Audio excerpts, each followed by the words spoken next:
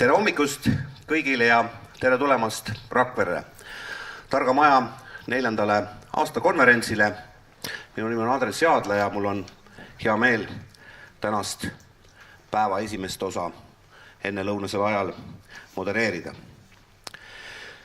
Rakvere Targa Maja kompetentsikeskusel on tavaks saanud juba viimased 4 aasta kokku võtta sellise sisulise aastakonverentsiga ja sellel aastal oleme keskendunud rohkem Euroopa teemadele, kui eelmine aasta keskendusime regionaalsele ja piirkonna arengule, siis sellel aastal meie konverentsi võib-olla üheks võtmeteemaks on Euroopa Komisjoni uue algatuse tutvustamine, sellest teadvustamine, milleks on targad linnad, kogukonnad, Euroopa innovatsioonipartnerlus.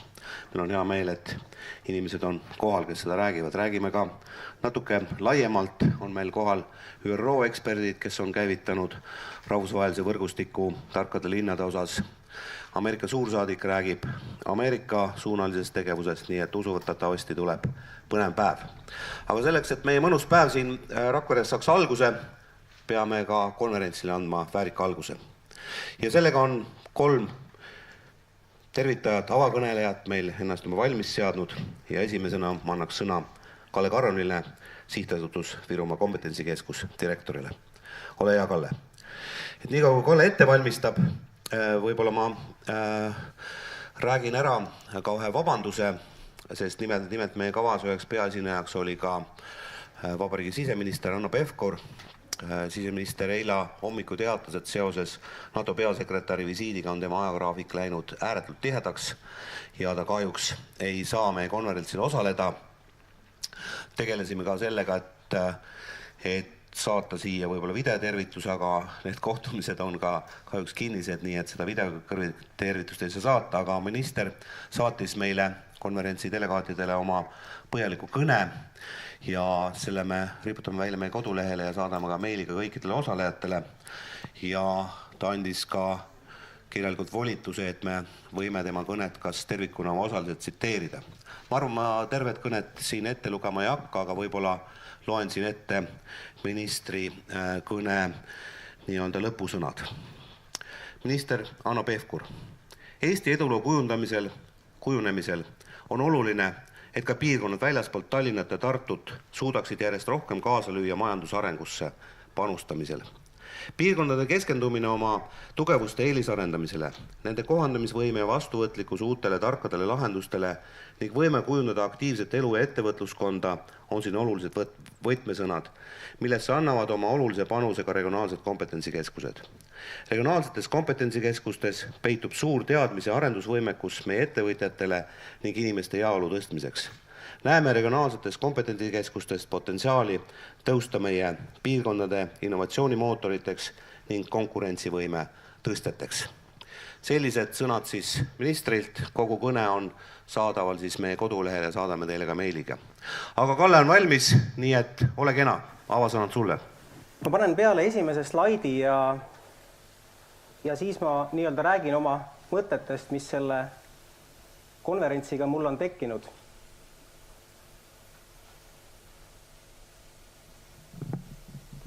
Nii. Jah, mul on olemas mikrofon.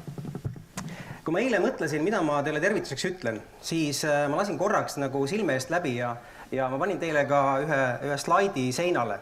Et see on hoopis teine pilt kui see, mis täna on. Ja aasta oli 2009, kui tekkis idee kolledžites kompetentsikeskuseid rajada ja nii see Rakveresse ideega hakkas edasi minema. Ja nagu te näete sellest, et meie plaan algselt teha raamatukogu, kus käivad koos targad inimesed, sai plaan teha tark maja. Ehk siis hoone on tark, mille sees on ka targad inimesed. Ja see hoone asukoht, mis on linnas käinud mitmeid tänavaid, mitmeid kinnistuid mööda ja üks pilt, mis seinal on siis üks arhitektuuri võistluse töödest, kui plaaniti tarka majja rajada siis meie ringtee juurde linna. Ma arvan, et Rakvere linna inimesed mäletavad veel seda esimest mõtet. Ja täna on tõesti 5 aastat möödas ja seal slaidi peal on ka mõned sellised olulisemad daatumid, mis siis vahepeal on toimunud. EAS juhatuse erinevad otsused, mis on tulnud meie keskuse arendamisele kasuks. Samuti Rakvere linnavolikogu otsus, et toetada Rakveres sedalaadi keskuse tekkimist, siis tegelikult teeme me ju asja päris tühja koha peale. Sedalaadi kompetentsi Rakveres varem pole olnud, küll on pinnas olnud väga hea, eeskätt linnategevused energiasäästu teemal ja kogu muu roheline mõtteviis. Nii et ma arvan, et see Targamaja keskus on täna väga, väga õiges kohas.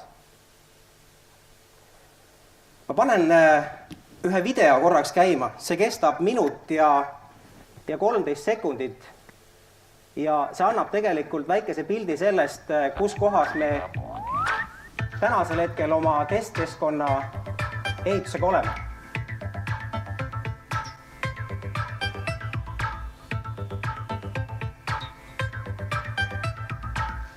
See video on üpris värske, see toimus nurgakivi paneku ajal nädal tagasi. Need, kes Rakveret ei tunne, saate natuke ka ülevaate, kus kohta siis meie keskus kerkib.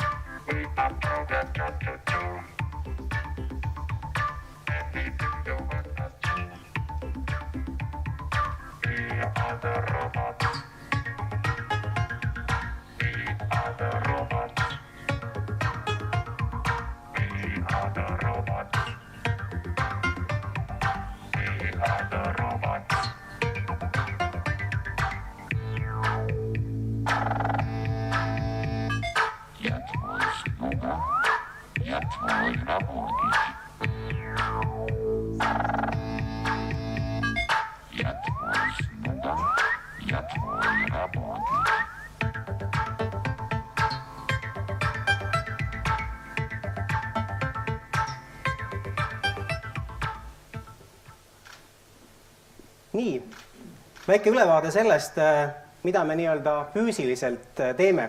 Ja see hoone, sellest hoonest oodatakse ju palju. Ja me oleme enda jaoks siin keskusel, kes me seda asja veame, oleme seadnud 3 eesmärki. Esimene eesmärk mõistagi luua selline unikaalne testkeskkond, kuhu oleks võimalik tulla siis hooneautomaatika ettevõtetel ja kus oleks võimalik reaalselt konkreetses hoone osas oma erinevaid lahendusi testida. See on raske ülesanne, aga selle ülesande me oleme võtnud ja selle me ka täidame. Teine eesmärk selle hoone rajamisel on olnud see, et me tahame, et see hoone oleks energiatõhus. Ja mitte lihtsalt energiatõhus, vaid eesmärk on, et see oleks ligi nullenergia hoone. Ehk siis tarbimine alla 100 kWh ruutmeetri kohta aastas. Ja 3. eesmärk loomulikult Rakvere linn rahastab seda projekti Rakvere linnavolikogule ja linnavalitsusele tööruumide rajamine. Nii, aga ehitus on kõigest üks osa ja see ehitus käib, kes pärast tahab vaadata, on Rakveres esimest korda, siis on kõigest 100 meetrit kõndida keskplatsi poole ja see on võimalik ka reaalselt pilk peale ehitada. Aga igapäevaselt lisaks ehitamisele tegeleme me ka nii-öelda siis harimisega ja korraldame erinevaid seminare, erinevaid konverentse ettevõtjatele, aga ka laiemalt üldsusele, sest tegelikult hooneautomaatika ettevõtted tunnevad puudust just sellest, et sellist teavitustegevusest, et inimesed võtaksid mõelda, et mugavuse tekitamine läbi hooneautomaatika, natuke võib-olla ka sellist efekti asja, et see tegelikult ei ole nii kallis ja see tasub ka rahaliselt ära. Me teeme uuringuid ja viime läbi erinevaid arendusprojekte. Ja mõistagi konverentsid. Täna on meil 4. aasta konverents ja ma panin siia slaidile ka need 3 eelmist. Ja ma mäletan, kui me esimese konverentsiga tulime, siis me olime ühes teises saalis ja seal me pidime inimestele ära ütlema, et ei mahu enam saali. Täna oleme me suuremas saalis ja siia me mahume väga hästi ära. Ja esimesel 2 konverentsil me keskendusime eeskätt väga konkreetselt hooneautomaatika teemadele, rääkisime targast majast ja nüüd viimased 2, ehk siis eelmine ja ka tänane, me oleme siirdunud oma mõtete ja oma aruteludega linnaruumi. Ma arvan, et see on ka loogiline, et ega nüüd hoone, mis linnas asetseb, on sõltuv ka sellest, mis linnas toimub üldiselt ja nendest tänavatest ja sellest alast, kus see hoone asub. Nii et see on üks tervik ja ma usun, et meie täna väga rahvusvaheline konverents saab siit head tuge ja mõtteid ka tulevikuks. Ma panin sellele slaidile enamuse meie projektidest, mis käigus on. Ja nendes projektides osalevad ülikoolid, nendes projektides osalevad ettevõtted ja osades projektides osalevad ülikoolid ja ettevõtted koos. Ja ma ei hakka neid kõike ette lugema, keskenduvad need alustades siis hooneautomaatikast, lahendustes hoonete sees, vanades muinsuskaitseobjektides, samas uutes objektides.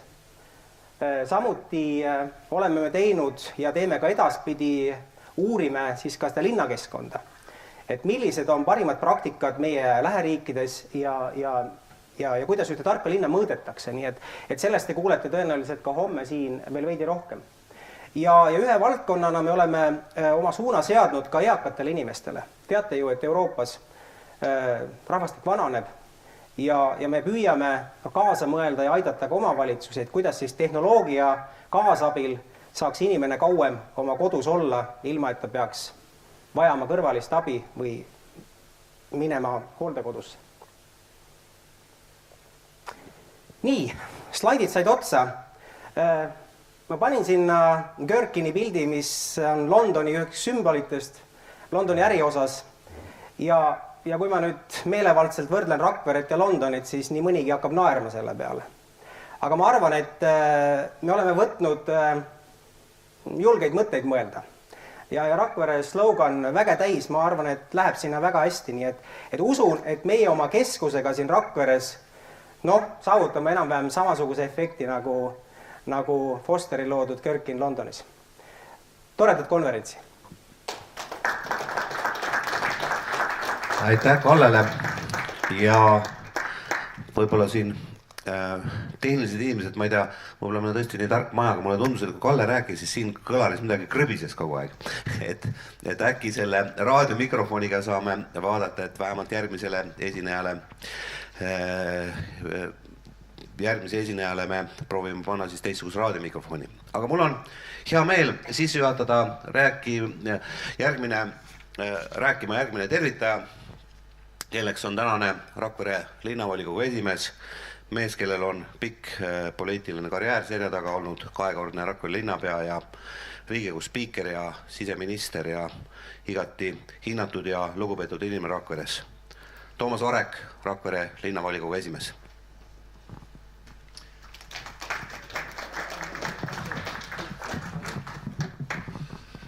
Head sõbrad, tere päevast ja tere tulemast Rakvere linna. Mul on siiralt hea meel rakveresena, kes ma olen siin Rakveres ka sündinud, tunda uhkust Rakvere linna viimaste arengute üle, mis on Rakveres viimase 20 aasta jooksul toimunud. Rakvere linn on ju crazy linn. Kui täna mõelda, et mis siin uut nüüd jälle selleks crazy tasemel on tulemas.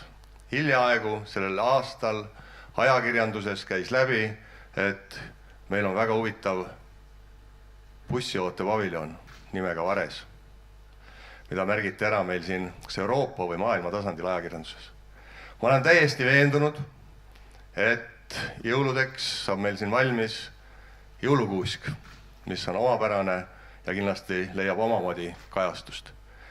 Rakvere linnas on antud võimalused noortele, uutele põlvkondadele oma arengut edasi viia, oma mõtted ellu viia, et mitte initsiatiivi maha võtta. Seda on näidanud arengud meie teatris. Me oleme Euroopa kõige väiksem linn, kus on kutseline teater. See on näidanud arengud meie linnuses, muuseumis, kus ligi 100 000 inimest käib külastamas meie muuseumit üle Euroopa ja veel kaugemaltki. Üle 10 aasta tagasi, kui tuldi välja ideega, et Rakveresse tuleb veekeskus, siis mõtlesime, et see on tõesti niisugune hullumeelne mõte, et kes seda kasutama hakkab. Täna on nii, et ei ole kohti ja pooled külastajad on väljaspool Eestit. Ma olen täiesti veendunud, et sellest targast majast kujuneb järgmine Rakvere linna magnet millega me saame enda uhkust ja hiilgust näidata. Sest need teod, mida on juba siiani tehtud viimastel aastatel ja nüüd viimastel kuudel, on muljetavaldavad. Juba seegi tänane konverents, ma tahan juba ette tänada lektorid, kes täna siin osa võtavad. Suur aitäh teile. See kava, 2-päevane kava ja eriti lektorite poole pealt on väga autoriteetne. Maailm muutub iga päevaga ja me oleme mures siin oma noore põlvkonna pärast, et paljud püüavad lahkuda ja otsida omale eluaset ja omale töökohta, siis ma küll julgen loota, et need, kes on Rakveres sündinud, et ka Rakveres tagasi tulevad. Kõige tähtsam on, et on olemas igas linnas arengut kultuuri tasemel, eelkõige hariduse tasemel. Rakvere linn võib-olla kõige rohkem väärtustabki head haridustaset. Meie linna koolid, lasteaiad on praktiliselt renoveeritud ja korras ja ka hooldajad, kasvatajad on väga heal tasemel. Samuti turvalisus. Ei ole meil probleeme siin turvalisusega, võime julgelt õhtuti jalutada, käia, nautida oma kohvikuid, mis linnas on olemas. See kõik annab hea meeleolu ja hea kultuuritegevus. Me töötame selle nimel, et Rakvere linn ei jääks maha teistest linnadest ja me oleksime pildis ja meie sümboliks on ikkagi hinges ja südames. Me küll nii väga tihti seda välja ei ütle, aga me näeme ikkagi Rakveret Virumaa pealinnana ja selle nimel me teeme tööd. Ja selle nimel tehakse ka täna siin tööd, et anda teatud väljund, kuidas edasi minna ja ma soovin teile jõudu, et need 2 päeva saate ka teie oma mõtted siin välja öelda, mida meie kuulajatena püüame endal talletada ja ellu viia. Suur aitäh! Aitäh Toomasele. Toomas on ka Sihtasutuse Virumaa Kompetentsikeskuse nõukogu liige ja kaasa aidanud palju sihtasutuse arengule. Aga mul on hea meel sissejuhataja, meie järgmine kõneleja, noor mees, kes on olnud Rakvere abilinnapea, volikogu esimees ja tänan maavanem, kes tegemas oma võib-olla esimesi etteasteid siin maavanemana oma järgneva 5 aasta jooksul. Marko Torm, ole hea! Andres, aitäh! Head sõbrad, austatud suursaadik! Tere tulemast siia konverentsile ja nii nagu ütles Hanno Pevkur oma tutvustuses juba, mis oli emaili teel saadetud, et tõepoolest tänapäeval tundub justkui kõik head ja ägedad asjad, erilised asjad liiguksid pealinna või vähemalt siis Eesti mõistes suurlinnadesse. Selles suhtes Rakvere Targamaja kompetentsikeskuse projekt on heaks näiteks, inglise keeles on hea vaste, true grit, et tõelisest tahtest ja edasiviivast jõust, tahtest siia samasse Rakvere linna midagi suurt luua, üles ehitada, mis oma arvult võib-olla ei olegi tead, mis suur linn, aga vaimult selle võrra suurem. Ja nagu oligi siin slaidil Kalle poolt näidatuna, Rakvere väge täis, ma rakverelasena saan öelda tõesti, et väge täis linnas tehakse vägevaid asju. Ma ei oska nüüd öelda, kui palju siin olijatest on neid inimesi, kes Rakvere Targamaja projekti algset ideed väga hästi mäletavad, mis tekkis 7-8 aastat tagasi. Tõenäoliselt on. Et need inimesed teavad, et Targamaja projekt oma alguse staadiumist on muutunud päris olulisel määral, muutunud suuremaks. Ühest küljest ajade sunnil, aeg on toonud sisse korrektiive, ka eestvedajad on pidanud vaatama kriitilisemalt seda, milline on piirkonna vajadus selle maja kontekstis ja loomulikult kompama pidevalt ka rahastuse võimalikkust. Sest mis siin salata, ühtegi suurt asja ei tehta üksi, tehakse üheskoos. Ja sageli elus suured narratiivid saavad alguse väikestest mõtetest ja ühisest panusest. Kui nüüd rääkida targast majast kui pelgalt karbist, siis ma julgen küll öelda, et üks oht, mis taoliste projektide suurte saavutuste puhul tihtipeale ette tuleb, on oht jääda saavutatule puhkama. Et see on üks asi, mida me kõik siin piirkonnas kindlasti teha ei tohiks. Tark maja ei ole ainult seinad, tark maja ei ole isegi mitte katus, et tarkus seinte vahele ei teki niisama. Ja uskuge mind, see on pikemaajaline projekt, see on tegelikult kogukonna muutmine, mõttemalli muutmine. nii et siinkohal mul tegelikult on suur heameel Lääne-Viru maavalitsuse poolt ja maakonna esindajana tänada eeskätt Rakvere linna, keda praegu esindab siin Toomas, projekti eestvedajaid Kallet, Andrest, nõukogu esimeest Urmast ja ka EAS-i, kes eelmisel nädalal siin nurgakivi panekul ka Hanno Tombergi näol oli esindatud, et on usutud, tahetud seda projekti edasi viia ja tahetud maakonda ka laiemalt uut väärtust sisse tuua. Me oleme alles teekonna alguses, uskuge mind, ja see teekond on võimalusi pakkuv ja saab olema väga huvitav. Miks mitte ei võiks Rakvere või Lääne-Viru maakond tervikuna olla juba lähitulevikus innovatsioonikandja ja eestvedaja terves Eestis. Nii et häid mõtteid, häid ettekandeid, head kaasamõtlemist, julgust otsustada ja tahet aeg-ajalt ka vastuvoolu ujuda. Head päeva, aitüma! Aitäh Markole! Nii, ilusad tervitussõnad öeldud ja kuulatud ja hea meel sissejuhatada meie tänane esimene peaesineja, kes on tulnud meile Euroopa Komisjonist ja räägib Euroopa Komisjoni uuest algatusest Targad linnad, kogukonnad, Euroopa innovatsioonipartnerlus, mis see on. Ja selleks meheks on doktor Aksel Volkeri, Euroopa Komisjoni uuringute ja innovatiivsete transpordisüsteemide poliitika nõunik. Floor is yours, Aksel. Thanks a lot, Mr. Chair, Ambassador, fellow co-chair, speakers, ladies and gentlemen. Let me really warmly thank you for having us here. It's a great pleasure. As some of you know, we have had very, very good interactions with quite a few people from Estonia in the past in our actions on smart cities and communities. And what I'm going to talk to you today is basically an update of two main initiatives that we have at the European level. The European Innovation Partnership on Smart Cities, and what we're going to do in the future under our big, large research and innovation program, which is called Horizon 2020, which is also supporting smart cities and communities. And of course you will ask yourself, why are we here? Why is the European Commission dealing with smart cities and communities, which to a large extent is an urban issue, which is a subsidiarity issue, which is cities level. And indeed, we've heard it before, every city in Europe is unique. We have very large cities, which are dynamic, which are growing. We have very small cities, we have aging cities, we have young cities, we have cities which are shrinking, we have cities which are sprawling. And each of these cities needs to find a unique answer, a unique smart city answer to its problems. But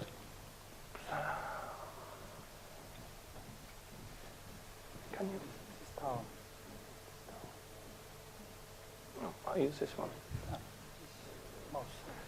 But of course, if we look across the scene, we see that all the cities in Europe also face very similar challenges and also opportunities.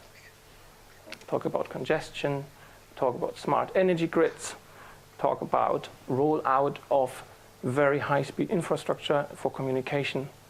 There's a lot of things where we can build together an agenda for greater progress. And this is not working.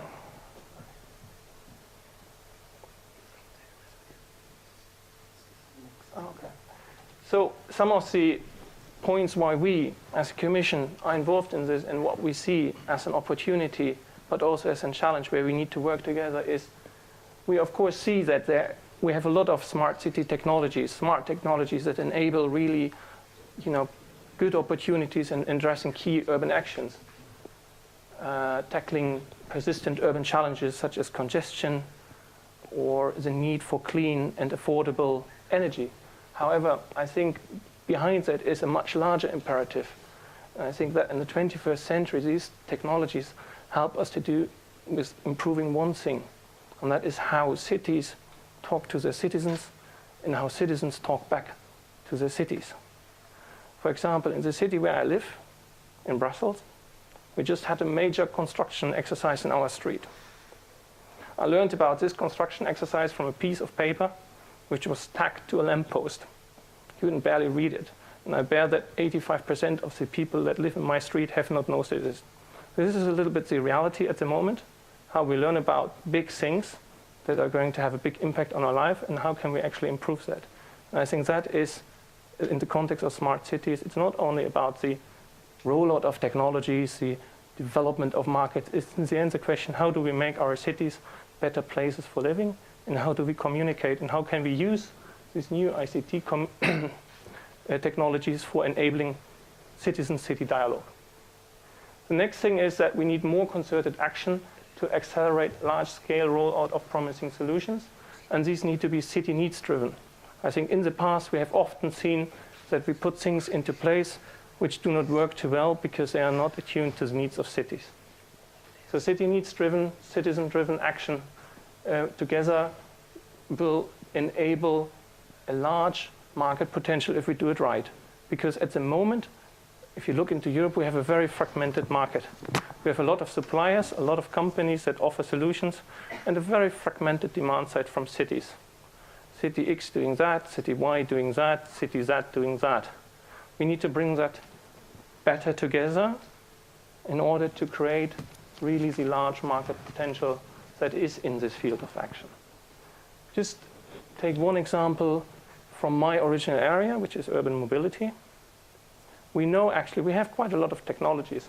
We know, how we can improve our safety through new safety systems, crash avoidance, navigation. We spent, in our automakers, they spend a lot of money into improving engine efficiency.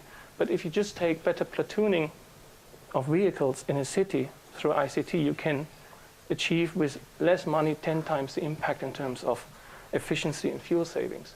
So in principle, we know how to do it. We also have a lot of pilots, but we don't see them, coming at large scale at city level out.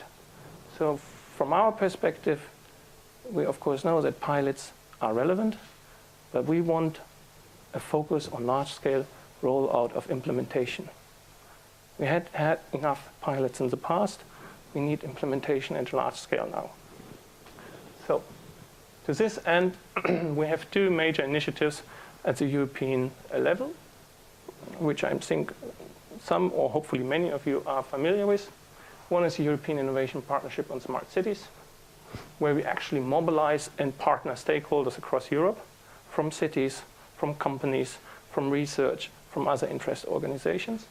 And one where we provide seed funding for what I've mentioned, large-scale demonstration and replication at city level. So, the European Innovation Partnership. A triple bottom gain line is what we are trying to do here: quality of life, increased competitiveness and market building, and the transition to a low-carbon economy. We are focusing with this initiative a bit more narrowly on the intersection between energy, transport, and ICT. We of course know that water is key for smart cities, waste is key for smart cities, we have health issues relating to smart cities, everything is sort of a smart city.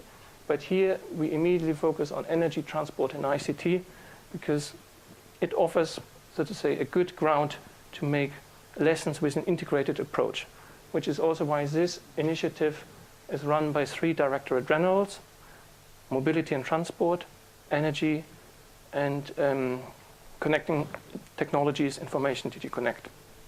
And this is also quite a novel attempt in the Commission, where we normally tend to work in our directorates. Here we really work together across different directorates.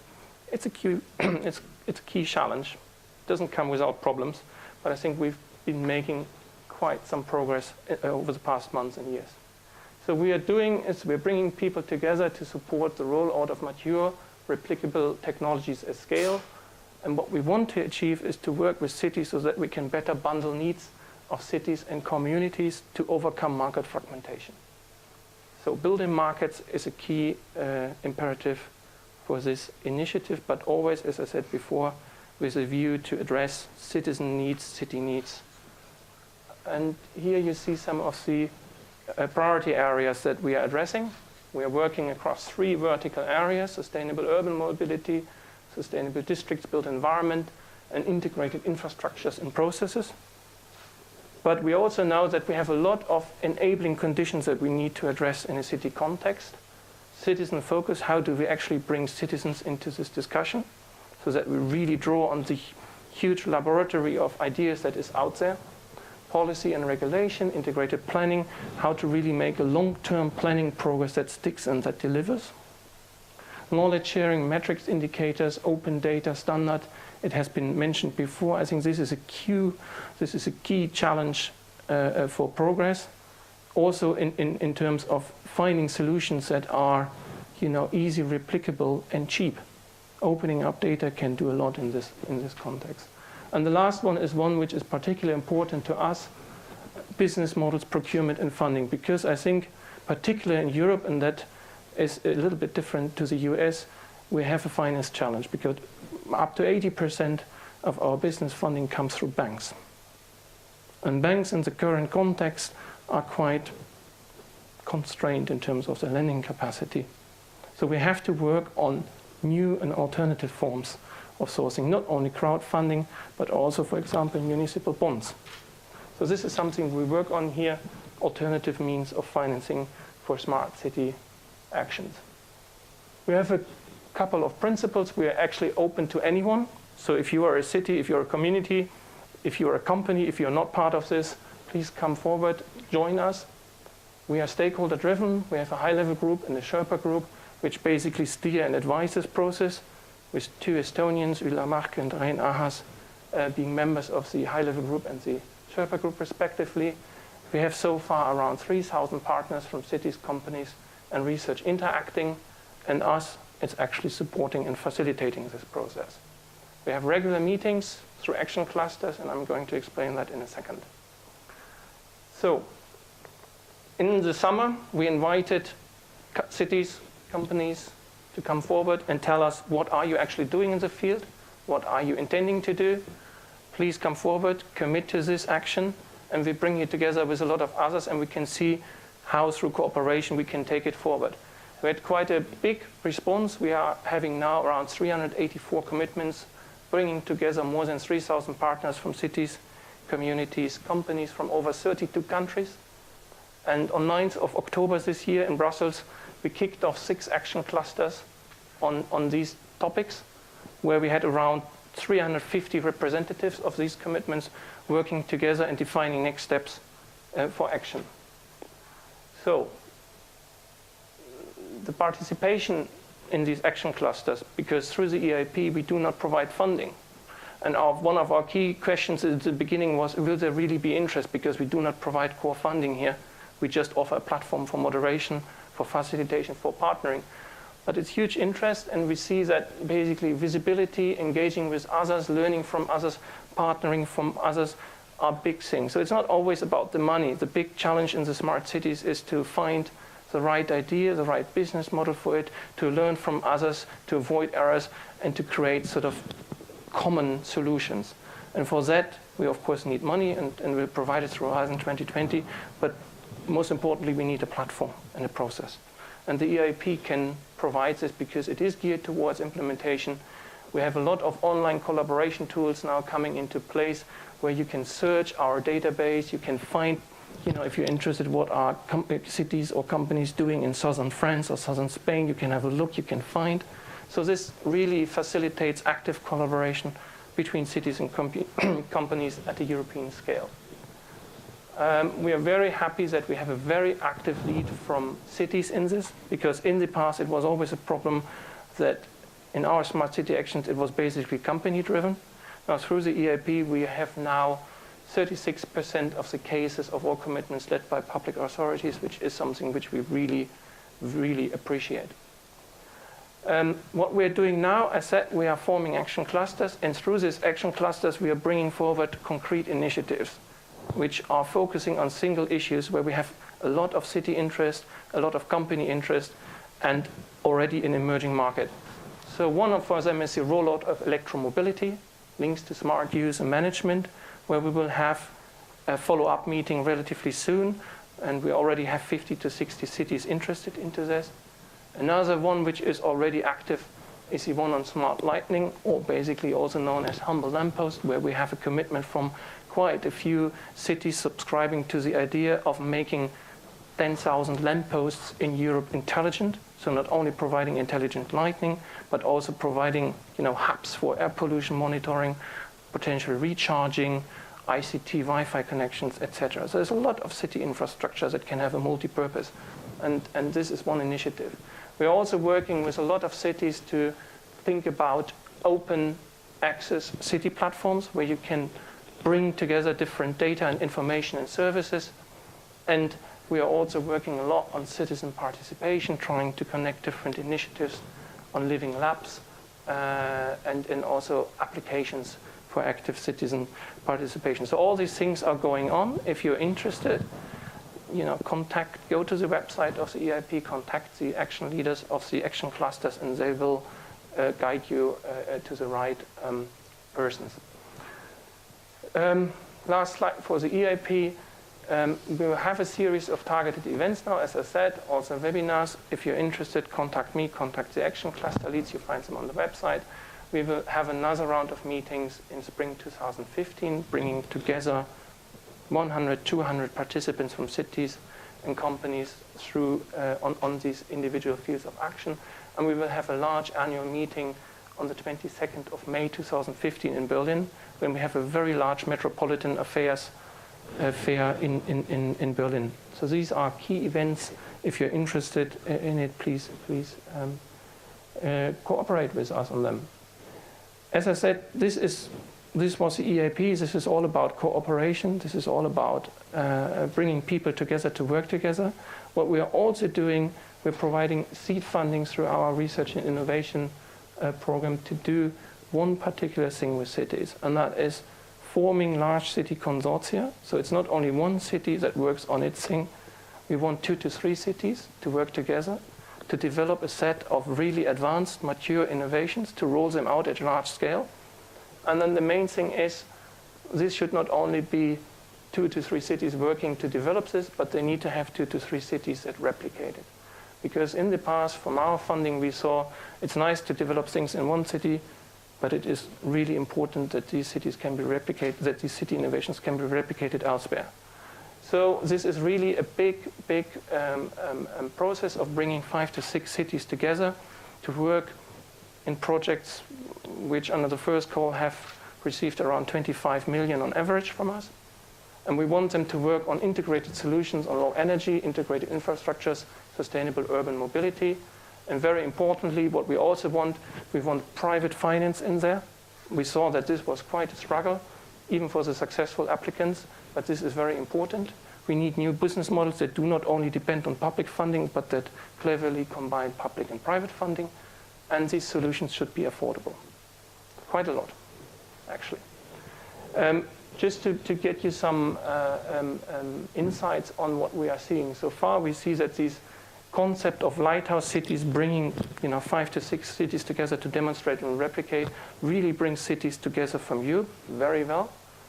But, and I think that will be interesting also for us to discuss during this day tomorrow, we need to increase a little bit our ambition, what we're trying to do, and we need to scale up implementation. So quite often we see that people want to do what they're doing anyway, but how can we actually trigger a little bit of extra effort to make it larger and to make it more innovative? And integration is always nice to say in theory. How do we work across city boundaries, energy, transport, health, waste?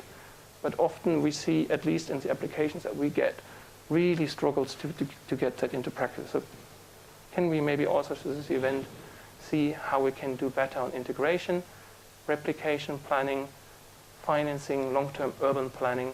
I think these are key challenges ahead. So it's not the technologies, it's bringing the technologies into place through the adequate framework. That is a key challenge for smart cities. And that's my last thing. We at the European Commission, we really want to help this. So what we are doing is we have been aligning our different funds to actually meet one goal. In the past, we have had many good ideas in Europe, and we never ever really get many of them successfully to the valley of death into large-scale applications. So Horizon 2020 provides seed funding for demonstration of innovation, but the real test for cities, for communities is then here. European Structural Investment Funds, our Connecting Europe facility, where we spend 26 billion euro into modernizing Europe transport infrastructure, 5 billion on energy infrastructure, 1 billion on ICT infrastructure. And they all have funds available for smart cities. They all have funds available for intelligent urban development. So how can we make sure that the innovations that we develop are really picked up here? I think that is something where we work very hard across DG Regio, across DG RTD, Move, ICE, Connect, etc. And we really hope that we get the adequate response from cities, from communities, not only through R&I, but particularly on the urban component of the European Structural Investment Funds. Because as I said, we want really for the next 5 to 6 years that the key motto, the key imperative is rollout of large-scale action. Thank you.